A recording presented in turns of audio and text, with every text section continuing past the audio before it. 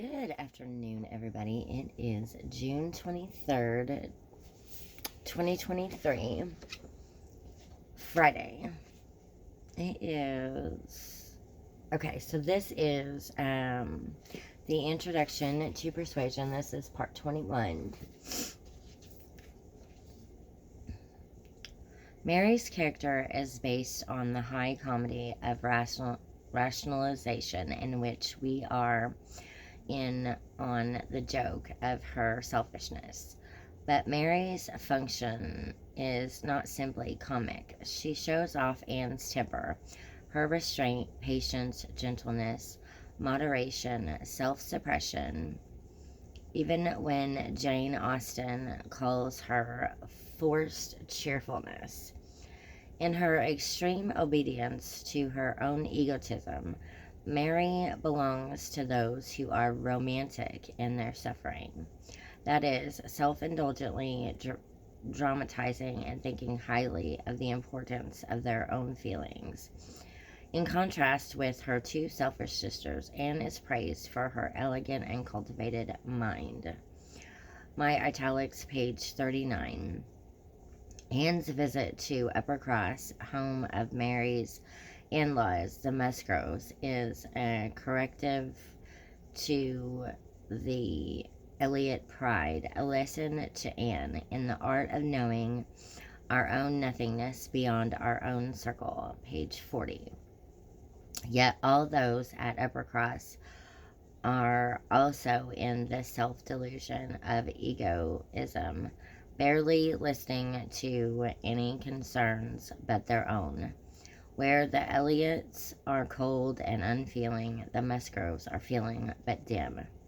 Captain Wentworth's relatives, the Crofts, by contrast, one of the numbers of 3 or 4 families that Jane Austen acknowledged she liked to write about in each novel, are the rare, happy couple in Austen's works.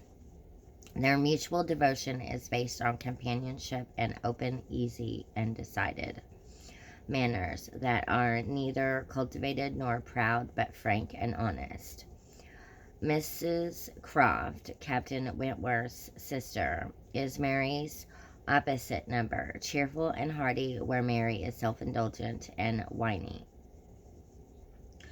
Mrs. Croft castigates Captain Wentworth because he speaks of women as if they were all fine ladies instead of rational creatures who don't expect to be in the smooth water all our days.